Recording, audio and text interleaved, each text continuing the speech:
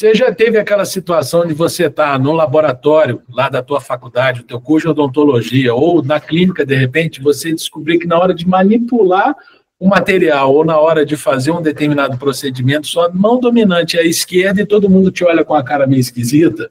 Ou que, de repente, você vai precisar se posicionar de uma forma diferente e acaba tentando invadir o espaço do outro? Ou, depende, qualquer outra situação. Eu trouxe aqui hoje uma pessoa muito especial para falar para a gente, para os canhotos, né? Eu sou canhoto, mas a gente vai dar para vocês hoje duas realidades. A realidade de quem está na faculdade hoje em dia e a realidade de quem estava na faculdade há 30 anos atrás. Eu sou o professor Leonardo Barroso, eu trouxe aqui hoje o meu filho, o Davi Barroso, estudante de odontologia, do 10º período, que se forma agora no final do ano, para a gente conversar um pouco sobre ser canhoto na odontologia. É um desafio ou é um diferencial? Davi, esse é o Pod Crendo, o podcast da Equipe Núcleo Endo. Equipe Núcleo Endo, canal aberto com sucesso. Eu começo aqui dizendo o seguinte, eu tenho aqui 5 estratégias para você transformar o fato de ser canhoto, ao invés de ser um desafio na sua vida, de ser um diferencial. Mas antes de mais nada, eu queria saber do Davi. Meu filho, diga para todos esses nossos, né, telespectadores aqui, como é que foi a sua experiência de ser canhoto na faculdade de odontologia? Bom, primeiro eu quero agradecer o convite do meu pai, por ter lembrado de mim.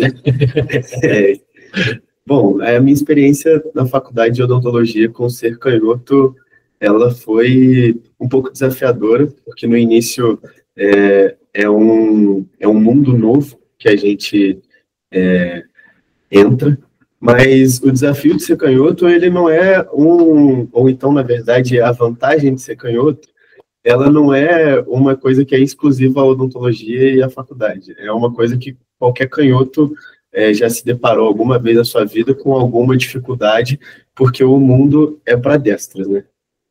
Você lembra de algum fato, algum evento que te marcou mais nessa trajetória tua na faculdade? Na você faculdade, descobriu, pensou assim, caraca, é mesmo, eu sou canhoto, eu tenho que me mexer aqui.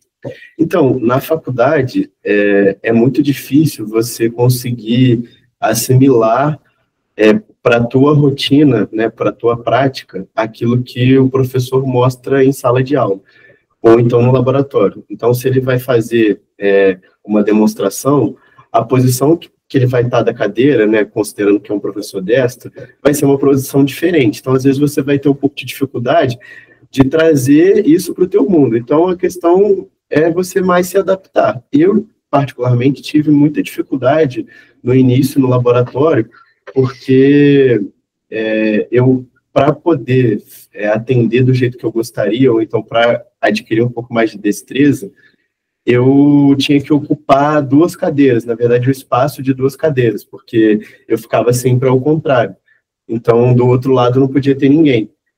Depois, com o passar do tempo, eu comecei a entender que a minha vantagem, na verdade, era passar a atender atrás, porque a minha turma era muito grande, e é muito grande, né, na verdade, mas ainda era maior, e eu tinha dificuldade de ocupar 2 lugares, porque sempre ficava alguém sobrando.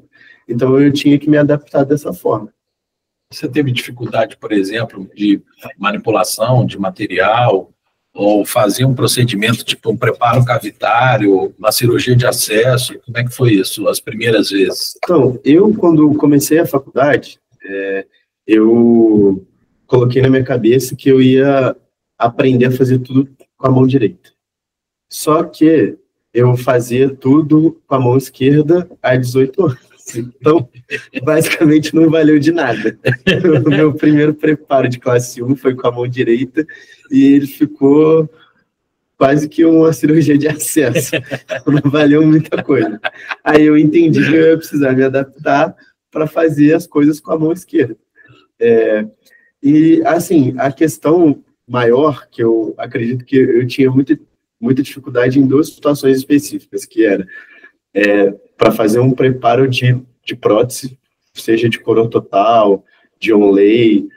Eu tinha muita dificuldade porque eu vi o professor fazendo de uma forma e a forma com que eu fazia era completamente diferente, porque era oposta, na verdade. Se ele começasse pela mesial, eu começava pela distal e vice-versa. Então, isso, no início, gerava um pouco de insegurança do tipo, será que eu estou fazendo certo? E acredito que também, assim, uma coisa que foi muito desafiadora também foi a questão da anestesia no início, porque eu tinha que entender como que eu ia me adaptar no espaço da cadeira para eu poder anestesiar os pacientes. E aí foi tentativa e erro. Às vezes eu ia para uma posição que eu me sentia mais confortável e conseguia anestesiar. Às vezes eu ia para uma posição que era desconfortável e aí eu não conseguia anestesiar, ou então conseguia anestesiar, mas demandava muito do meu corpo, então eu sabia que não era uma posição adequada. E até hoje eu estou nessa busca aí. Não encontrei a receita, não. Vai encontrar, porque a gente vai passar bastante coisa, nós vamos conversar bastante coisa, porque assim, foi um desafio para mim, na verdade, ser canhoto. Você estava falando agora há pouco aqui que você trabalhou um ponto importante, que é o que a gente vai comentar já no final. Como eu falei, vão ser cinco estratégias para você transformar o fato de ser canhoto em um diferencial. E o quinto passo, que a gente vai falar sobre isso aí, fica até o final, que o quinto passo é o mais importante de todos. Mas me diz uma coisa, eu fiquei curioso com mais uma coisa. Vamos ver uma diferença do ensino que eu tive há 30 anos atrás para o ensino que a gente tem na atualidade, né?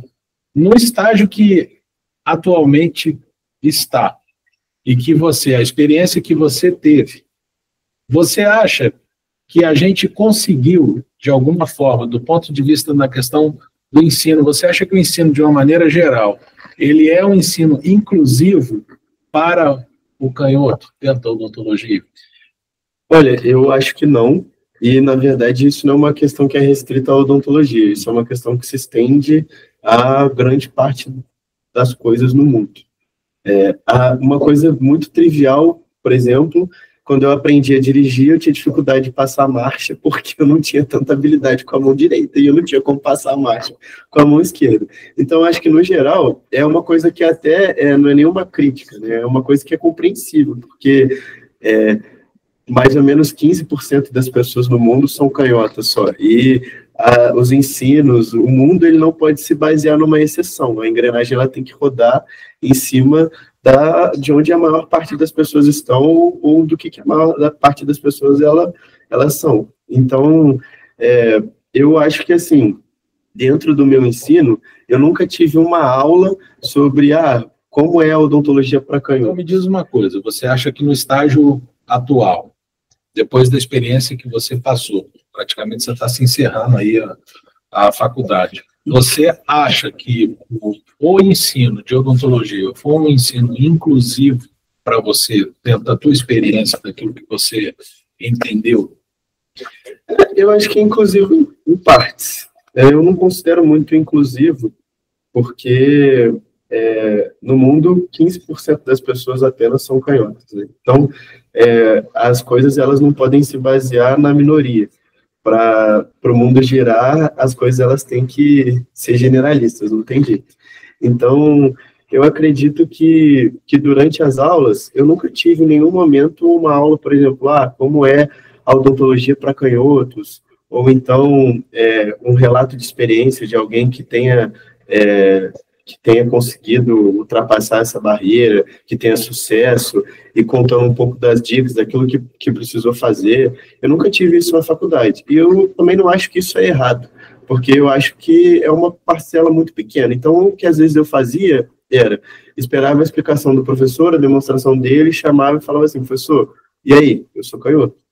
E aí, eu colocava ele numa situação também muito difícil, porque ele também não estava acostumado com isso. Porque para um destro, ele tem que pensar o contrário, então, assim, do mesmo jeito que para a gente também tem que pensar o contrário, né? Eu acho que acaba que, assim, não é muito inclusivo, porque é um desafio para o destro também entender isso. E acredito que, assim, as duas principais coisas que eu acho para um canhoto ter um pouco mais de destreza, é ele aceitar que ele vai ter que trabalhar com a mão direita em algum momento, que seja segurando o espelho para poder afastar a bochecha para visualizar alguma coisa. E a outra coisa é trabalhar a postura. Uma boa ergonomia. Na literatura tem muito isso, né? Os livros, esses livros clássicos aí de dentística, de prótese, de endo, eles colocam as posições tanto para destro quanto para canhoto.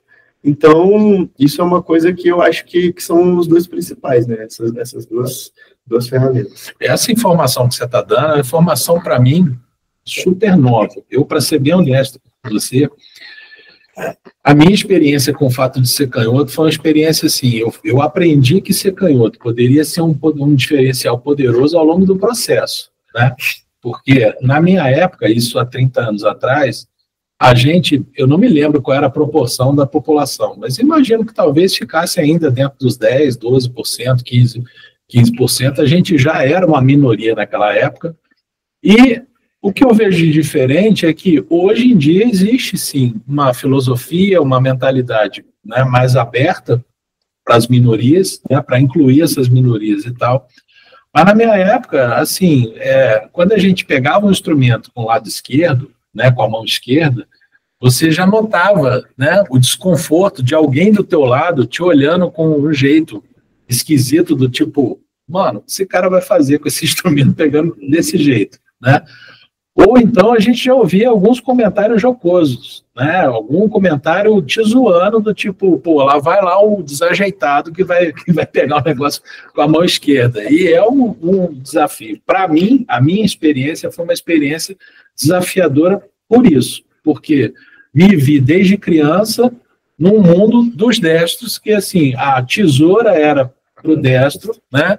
O abridor de lata, eu me lembro até hoje, que quem me ensinou a abrir lata foi meu avô paterno, que falou assim para mim, meu filho, tenta com a mão direita que você vai ver que você vai conseguir, né? Cortar, eu vivia de recuperação na disciplina de artes no colégio, porque eu sempre cortava tudo torto, porque eu cortava com a mão esquerda, então os meus cortes com a tesoura no papel, isso quando conseguia cortar, era cheio daquelas rebarbas que ficavam, né? E a minha professora, ela sempre me dava uma fumada por causa daquilo ali, e eu acabava ficando de recuperação em artes, cara. Você não tem noção como eu ficava indignado com o fato de, em dezembro, eu ter que estar indo no colégio fazer trabalho de arte, porque eu fiquei de recuperação ao longo do ano. Como eu era zoado por causa disso, entendeu? Eu acho que isso também é um processo de transição educacional mesmo. Porque, eu ainda passei por isso no colégio também, um pouco desse preconceito com o canhoto. Mas eu acredito que hoje uma coisa muito mais bem aceita. Sim. Então, acredito que assim, hoje os professores eles têm um pouco mais de paciência, porque eles entendem que assim, que é uma forma de você... É uma condição natural nossa. E tem muita gente que enxerga como qualidade. Hoje eu acho, porque ser canhoto te dá a possibilidade, como eu falei, em algum momento você vai ter que aceitar que a sua mão direita ela vai ter que trabalhar também. Então isso te dá uma possibilidade de ser ambidestro, que é muito bom profissionalmente, porque aí você consegue trabalhar em qualquer situação, de qualquer forma, em qualquer lugar da cadeira. É claro que no meio disso tem os desafios que acontecem, mas... Faz parte. Mas e dentro dessa questão da inclusão, na minha época, os livros clássicos todos eram voltados totalmente para o destro, né? Então, por outro, eu olho como assim, isso me forçou a ser um autodidata, porque eu tinha que imaginar as coisas acontecendo dentro, como é que eu ia me arranjar dentro daquele universo ali para o lado esquerdo. Você me falar que os livros hoje em dia já têm essa consciência de que, né, mostrar a ergonomia para o destro e a ergonomia para o canhoto, isso já é um baita de um avanço. Sem dúvida nenhuma, eu considero como um baita de um avanço. Mas esse assunto de hoje, na verdade, ele foi provocado por uma aluna minha, que foi minha aluna de graduação e aluna de pós-graduação, de especialização, que é a Ana Carolina Abrão. A Carol um dia fez um post lá, me pareceu que era um post dela da época que ela estava no 5º período, né, e ela relatando a dificuldade dela em relação a manipular materiais com a mão esquerda e tudo mais, e que isso, a dificuldade que ela enfrentava era tão grande que isso quase fez ela largar o curso de odontologia. E aí ela coloca nesse post, foi muito legal, emocionante para mim, porque ela coloca nesse post que se não fosse o Leozão Barroso, né, ela teria largado odontologia, o que eu falei para ela que seria um baita de um desperdício, porque assim, é uma excelente profissional, uma excelente especialista em endodontia, muito consciente, com uma característica que eu acho fundamental, que é assim, tem muita empatia, muito olhar pelo próximo. E foi legal porque esse post da Carol também gerou um outro post de uma outra ex-aluna minha chamada Carol Paiva, que mandou a mensagem para mim no meu Instagram, dizendo assim, professor, você conversou comigo também, eu também quase larguei a odontologia por ser canhota, pela dificuldade que eu tinha nas tarefas, e foi muito importante a conversa que você teve comigo, porque eu só consegui levar a faculdade adiante depois que a gente bateu um papo, depois que a gente conversou. E ela, inclusive, que deu a sugestão. Você devia fazer um podcast, eu devia fazer um conteúdo falando um pouco sobre, né, o sinistro, o canhoto dentro da odontologia. E é por isso que a gente está aqui hoje batendo esse papo. Agora a gente está falando um pouco sobre os desafios, e se você se identificou, faz um comentário aí, lembra daquelas nossas 3 regras fundamentais. A primeira regra, já chega curtindo, né, para poder dar uma força, dar uma moral para a gente, para esse trabalho que a gente faz aqui. Segundo, faz um comentário, diz para a gente se você teve alguma experiência, deixa a gente entender, conhecer um pouco qual é a experiência que você tem, se é que você teve essa experiência, se você é canhoto, como nós aqui somos, né? E terceiro, encaminha para alguém. Se você é destro e está assistindo tudo isso, o importante também é que o que a gente está falando também vale para o destro. Então, não se sinta excluído, muito pelo contrário. Você vai perceber que você tem muita coisa a ganhar aqui. E comenta, manda para o seu colega, para alguém que você conheça, que também seja canhoto, e que você sabe que esse conteúdo que a gente está conversando aqui vai ser importante. Eu acho que uma coisa que eu fui aprendendo, isso é uma coisa que eu deduzi ao longo dos anos, foi que eu tinha uma facilidade muito grande, aí não é a questão da dominância da mão, mas é a questão da organização mental. Eu sempre tive uma facilidade maior do que outros colegas comentavam comigo em conversas e tal, para pensamento de lateralidade, pensamento divergente, pensar fora da caixa, desenvolver as coisas de uma certa, com mais criatividade, uma facilidade maior de enxergar as questões de uma outra perspectiva que, em geral, as pessoas não enxergavam.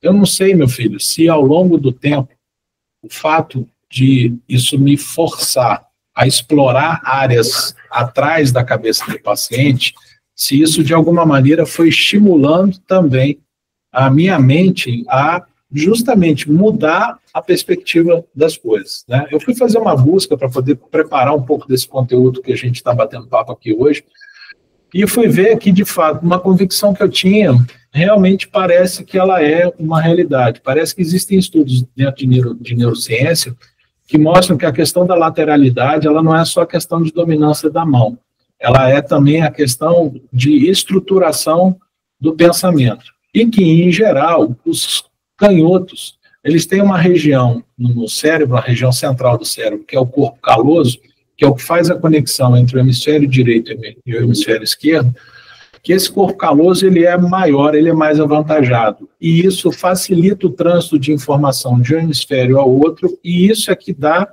essa maior propensão, vamos chamar assim, ao canhoto de ter esse pensamento divergente, de ter esse pensamento de lateralidade, de olhar as questões fora da caixa e de trabalhar questões de criatividade, né, e mudar a perspectiva das coisas. Então, isso foi uma coisa que eu percebi ao longo do tempo, que isso me dava uma facilidade muito grande. Você consegue enxergar isso que eu estou falando no seu dia a dia ou na sua experiência? Consigo. Eu acho que eu considero ser canhoto uma vantagem. Eu sempre gostei de ser canhoto, porque eu sempre gostei de ser diferente. Então, ser canhoto para mim sempre foi bom. Desde a época do colégio, que era todo mundo destro, e era eu e mais um canhoto. É porque a gente vira referência, né? Aquele menino lá, do lado do canhoto, tá vendo? Ou então a pessoa fala assim, quem é canhoto aqui na sala? Aí levanta só você, amor. Então, eu sempre gostei disso. E eu acho que essa questão de você ativar as duas áreas do cérebro é muito importante. E ser canhoto, como eu falei, para mim é uma vantagem muito grande. Eu sempre considerei isso um diferencial. E eu sempre tive muita facilidade para enxergar isso, principalmente quando eu comecei a jogar tênis. Acho que aqui vale uma ressalva importante, para a pessoa que é canhota, que ela quer adquirir uma destreza maior, seja com uma mão ou com a outra, vale muito a pena fazer um esporte que você pratique com a mão, né? Por exemplo, futebol você não pratica com a mão, então futebol não é um esporte que eu considero que seja tão estimulante assim, mas basquete, vôlei, tênis, porque isso vai começar a fazer você ter a percepção de que você tem muita vantagem em muitos aspectos. Dentro da profissão, eu acredito que é isso que você falou mesmo, pai. Principalmente essa questão de você trabalhar ao redor da cadeira inteira. Não tem nenhum lugar que eu fique que eu me sinta completamente desconfortável. É claro que eu tenho a minha preferência, né? Se eu vou fazer do lado esquerdo, do lado direito, se é em cima, se é embaixo, eu tenho as minhas preferências. Eu acho que o único lugar que não é tão bom ficar é do lado da cuspideira, que eu não recomendo muito, não. Mas de resto, você consegue trabalhando isso, e você, no final, você começa a olhar para as pessoas do seu lado, atendendo, e você começa a ver o quanto que as pessoas, na verdade, elas são engessadas, porque elas só têm uma posição de trabalho. E aí, assim, a odontologia não é do manequim, né, do laboratório.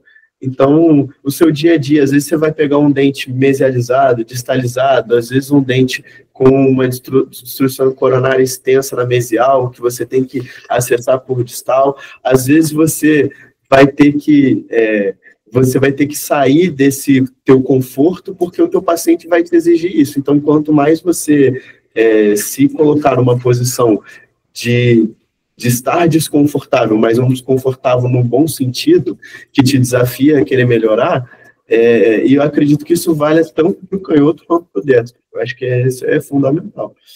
Tudo que você falou é uma verdade. Eu me lembro até hoje, assim, qual foi o ponto de virada para mim?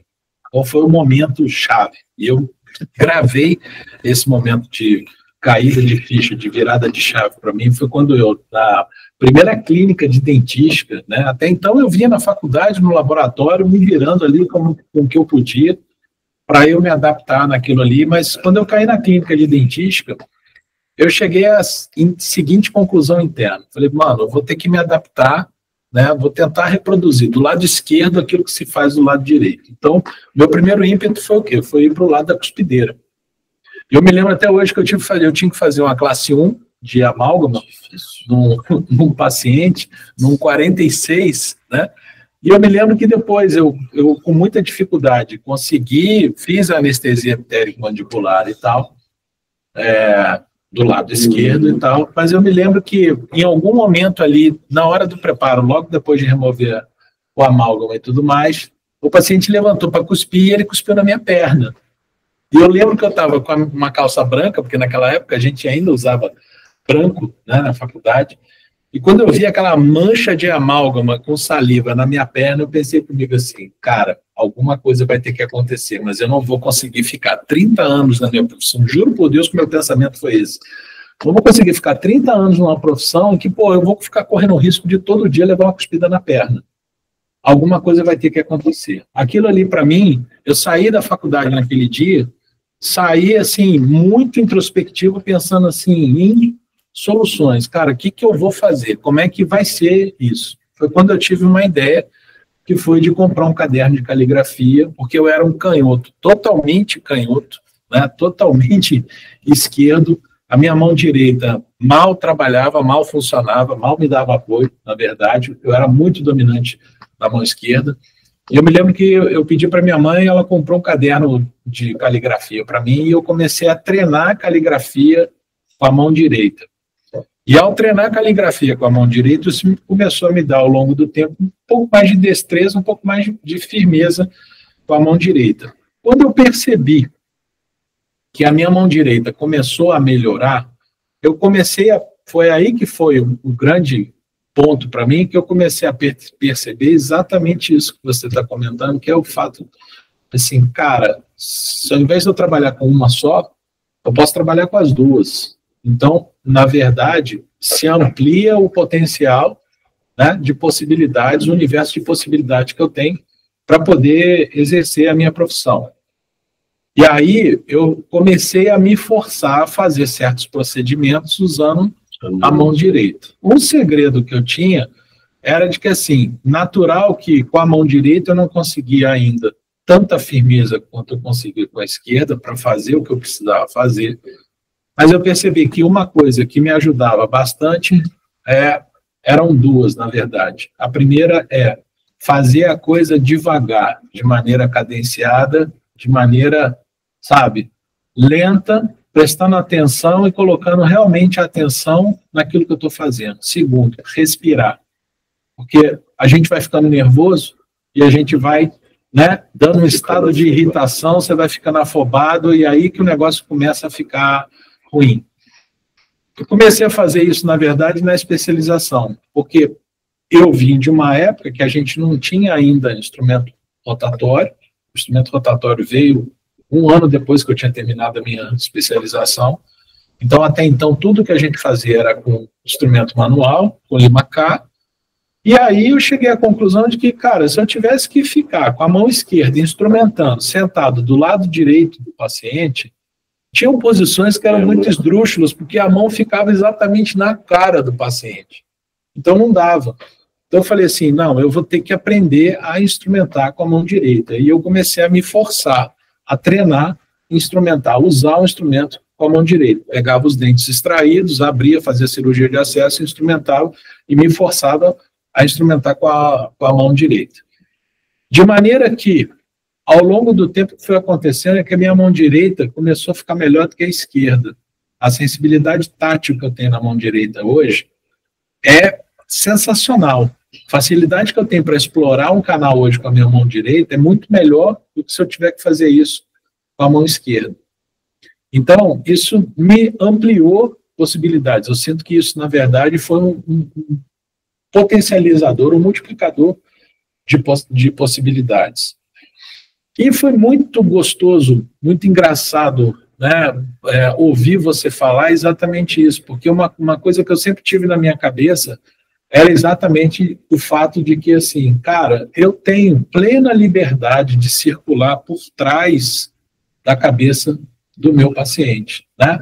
Eu não preciso ficar preso àquelas posições, né, de 7 horas até meio-dia, só do lado direito do paciente. Eu posso realmente transitar por trás, posso fazer uso. Se eu trabalho com as duas mãos, eu posso trabalhar tanto do lado direito quanto do lado esquerdo. O que eu tenho que me preocupar, na verdade, é qual é o ângulo que me favorece para eu produzir o resultado que eu quero. E isso, para mim, foi muito legal. Por quê? Porque eu sempre fui um cara focado em fazer a coisa bem feita, queria realmente cumprir o requisito das tarefas e tal, mas o fato de eu ficar só focado na minha mão esquerda e, ao mesmo tempo, eu ter esse clima em volta de que, cara, eu sou a minoria, né, e as pessoas olham para mim de um jeito diferente, isso fazia com que eu tivesse uma insegurança e eu tivesse uma baixa autoestima em relação ao meu desempenho em relação aos meus colegas, né? Eu já tive um momento na minha vida de olhar e falar assim, cara, como eu queria ser destro. Eu tive momentos na minha vida em que eu pensei, né, em como eu queria ser destro. E eu fui transformando isso ao longo da vida, porque fui vendo que o fato da gente ser canhoto pode ser uma grande vantagem. Da mesma maneira que o destro, que também desenvolver a mão esquerda, também pode ser uma grande vantagem. A vantagem não é ser destro nem ser canhoto, a vantagem é ser ambidestro, a vantagem é você poder trabalhar com as duas mãos, né? E eu me lembro que lá em casa é assim, a Laura e o Davi são gêmeos, a Laura é destra e o Davi é canhoto. E o que eu falava para o Davi em relação ao fato de ser canhoto, porque ele tinha as dificuldades, os desafios naturais, eu repetia para a Laura o mesmo discurso, falando para ela sobre o fato dela ser destra, que eu falava assim, minha filha, o fato de você ser destra não se acomoda não, desenvolve a sua mão esquerda, porque o grande lance não é ser destro nem ser canhoto, o grande lance é ser ambidestro, né? Então isso é uma das coisas que eu acho importante colocar aqui. A gente realmente ter essa questão essa liberdade. Você poder, a gente não está engessado. O Davi usou um termo que eu gosto bastante e concordo, que é assim, o dentista ele não tem que ficar engessado só naquelas posições do lado direito. Eu acho que o dentista, seja ele canhoto ou destro, ele precisa circular por todas as posições, porque o foco sempre é qual o melhor ângulo de visão para produzir o resultado que eu quero produzir, né? Agora, eu falei no início do nosso papo aqui que a gente tinha 5 estratégias para você trabalhar o fato de ser canhoto, transformar isso num grande diferencial. E a gente separou aqui 5 passos interessantes aqui, que assim, parece que existe na literatura alguns dados, algumas informações que mostram que realmente os indivíduos canhotos, tá, os dentistas canhotos, eles têm mais propensão a dor no pescoço e dor na lombar. E isso é uma grande verdade. Eu estou com 30 anos de profissão e realmente os grandes desafios meus é a minha lombar, né, e a minha lombar e a minha cervical. Então, a primeira recomendação que a gente dá e que é importante para você que está estudando odontologia, ou você que já está no mercado de trabalho, que já é dentista, alongamento, né, Davi? Alongamento é muito importante. Principalmente de punho, alongamento de lombar. E não só isso diariamente. Acho que principalmente ao acordar, né? Assim que você levanta da cama, ou então antes de começar na academia, alongar é muito importante. Acho que o alongamento é o principal. E ainda mais para endodontistas, eu acredito que o alongamento de punho é muito importante. Tanto da mão direita quanto da esquerda. O alongamento, a gente tem a gente tem um pensamento, às vezes, de que o alongamento ele é feito só ao final do esforço.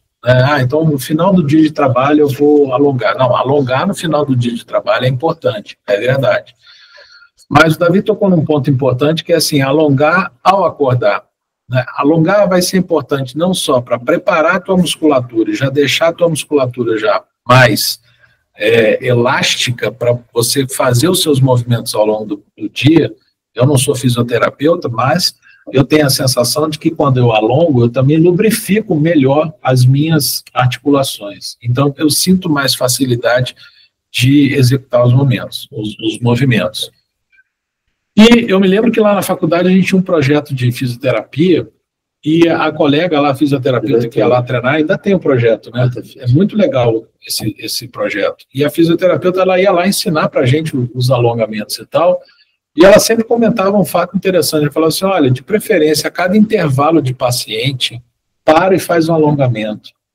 Né? Liberou o paciente, dispensou o paciente, antes de chamar o próximo paciente, vai, dá uma alongada, alonga o punho de um lado do outro, faz um alongamento de lombar, faz um alongamento, solta o pescoço e tal, para você, então, parte isso. Foi algo que fez bastante diferença para mim. A segunda estratégia, claro, é você adaptar o equipamento. Eu me lembro que quando eu trabalhava quando eu tinha meu primeiro consultório, eu me lembro que a minha mesa de trabalho, ela ficava do meu lado esquerdo, a mesa onde ficavam os meus instrumentais, né, as minhas limas, etc. e tal, eu organizava aquela mesa primeiro, então eu tinha o equipo do lado direito e eu tinha aquela mesa do lado esquerdo. E eu conseguia trazer aquela mesa próximo de mim, então ali eu ficava, mal esticava o braço, eu estava na direita, eu pegava a turbina, ou o micromotor, com a mão esquerda eu estava ali na mesa, e isso me ajudou bastante. Então, é tentar você chegar no teu espaço, no seu espaço de trabalho, com antecedência, antes de você começar seu dia de trabalho, você se organizar no tempo e no espaço.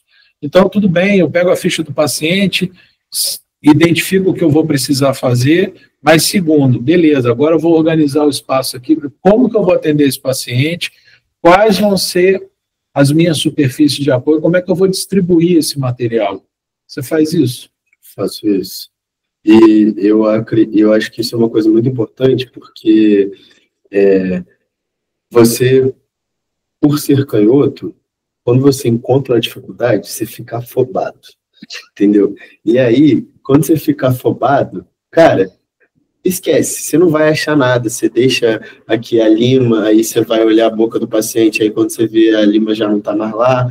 Então, isso é uma coisa muito importante, é manter a mesa de trabalho sempre organizada, sem lixo, sem embalagem de material, sem fio dental, sem algodão usado, porque isso te ajuda a organizar a mente. E uma coisa importante também que eu acho, é que assim, é você adaptar o equipamento, mas você se adaptar ao equipamento também. E se adaptar ao equipamento não inclui só você no momento que você está efetivamente trabalhando, mas você também se preparar e fazer coisas do seu dia a dia com a mão direita para você conseguir essa destreza, né, essa ancestralidade. Então, você comentou, por exemplo, do caderno de caligrafia, eu também já fiz isso. Uma outra coisa que eu fazia, hoje em dia, de vez em quando, que é escovar o dente com a mão direita, passar o fio dental com a mão direita.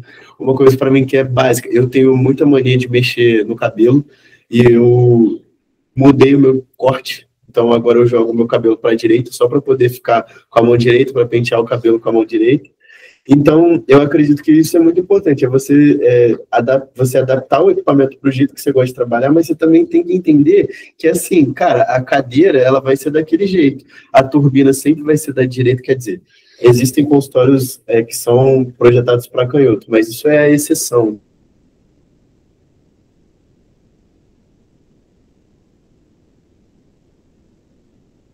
Não tem jeito, os cenários mudam. Agora eu não estou falando só do fato de ser canhoto ou de ser destro.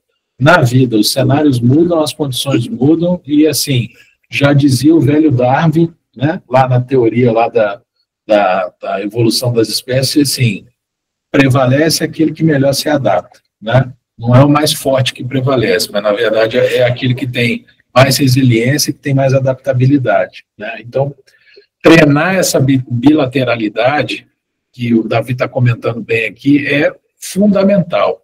E essa é exatamente a terceira estratégia. Tudo que você puder fazer, atividades do seu dia a dia, que você puder, deixa eu tentar fazer com a direita agora, eu vou tentar desenvolver um hábito de, com a direita, eu fazer isso, como mudar o corte de cabelo, passar a mão, o cabelo com a mão direita, enfim, tudo que você puder fazer para estimular mais o outro lado, a outra mão sua, que não a dominante, é uma ótima iniciativa para você conseguir se diferenciar, transformar isso realmente num diferencial importante.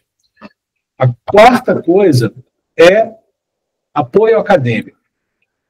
Eu sei que a predominância dos professores são de destros, mas no meio sempre tem um professor canhoto, sempre tem, né? Nós estamos ali, né? Sempre ali transitando, a gente é a minoria, mas a gente está ali. Procura identificar quem é esse professor canhoto e tenta bater um papo, se está pegando para você, se você está achando que está difícil para você, inclusive você adaptar o seu olhar para o jeito canhoto de ser, chama um professor, pede uma opinião para um professor canhoto, né? Troca uma ideia, às vezes com um colega de se você não quer chegar num professor, né, um outro período, você acha que esse tipo de conversa é válida? Uhum. E não só do canhoto, mas às vezes um professor que mesmo, né, sendo destro, mas ele entende a sua dificuldade e te acolhe, porque às vezes o cara tem um filho canhoto, entendeu? Então, mas isso é muito importante, você ter referência. E geralmente, você se espelha na pessoa e você fica assim, cara, a pessoa é muito desenrolada. Porque a pessoa teve que se tornar desenrolada, porque a ocasião fez isso dela. Verdade. E o quinto que a gente prometeu, que a gente ia entregar agora aqui, que a gente já está se encaminhando para o final desse nosso papo aqui, O quinto é exatamente você ressignificar o fato de você ser canhoto.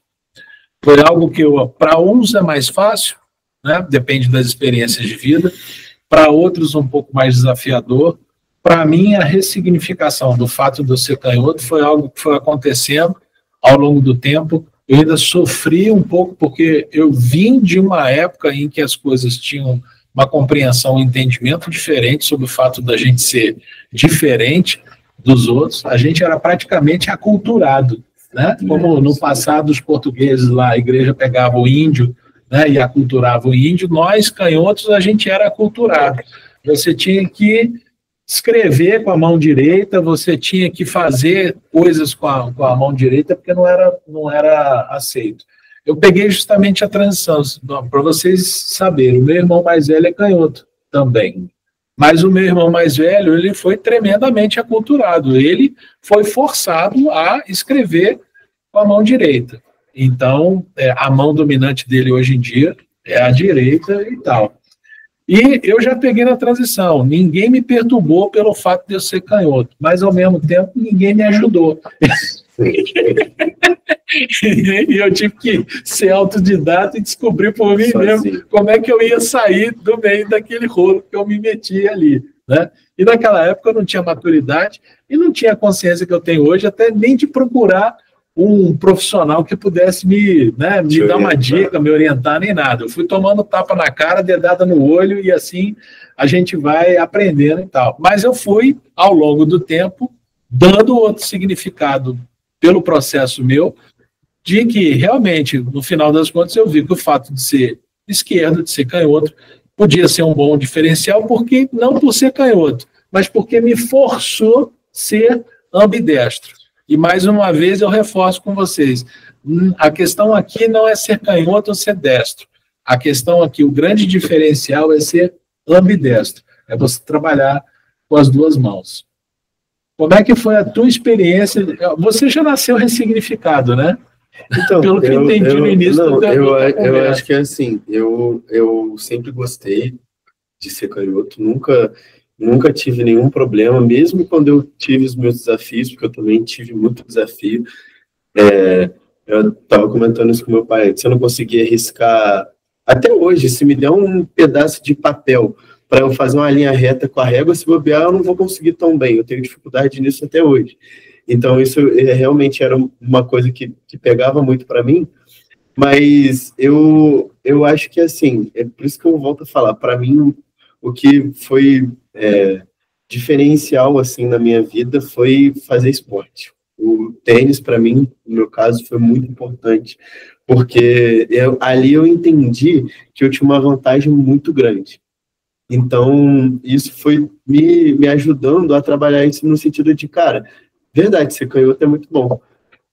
Quase não tem nenhum canhoto. Quando eu vou jogar com alguém que é destro, eu tenho uma vantagem absurda. Se eu for jogar uma dupla com o destro, eu também tenho uma vantagem absurda. Então, eu acho que o esporte é muito importante, porque o esporte ele faz isso. À medida que você vai evoluindo, você vai tendo essa percepção de que, cara, realmente eu acho maravilhoso ser canhoto. Cara, nunca tive nenhum problema. E para as pessoas que, né, às vezes não tem essa facilidade, ou então não tem tempo para poder fazer o esporte. Ping-pong.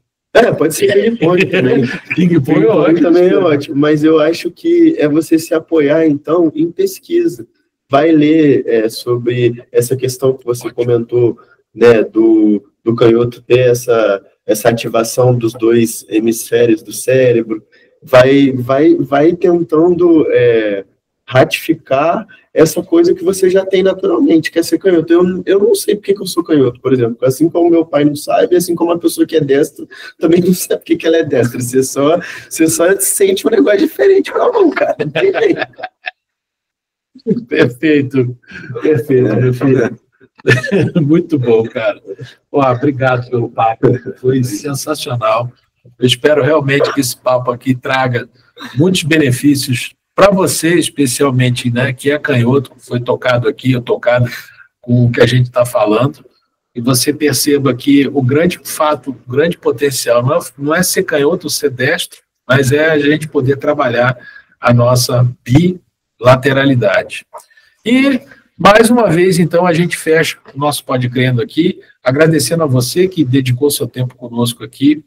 Faça seus comentários, compartilhe com alguém que você acha que vai ser bom ouvir tudo isso que a gente está falando aqui e dá aquela curtida para que, claro, a gente não é hipócrita, a gente precisa realmente que o algoritmo, tanto do YouTube quanto do Spotify, né, eles possam levar essa mensagem nossa aqui do Pode Crendo para mais e mais pessoas. Então, quanto mais interação e engajamento acontecer, é importante para a gente. Se você está no YouTube, se inscreva no nosso canal, dá clique lá no sininho para você poder ficar sabendo de quando a gente lançar um novo episódio, você ser avisado, e eu te vejo no próximo episódio. Valeu, até mais.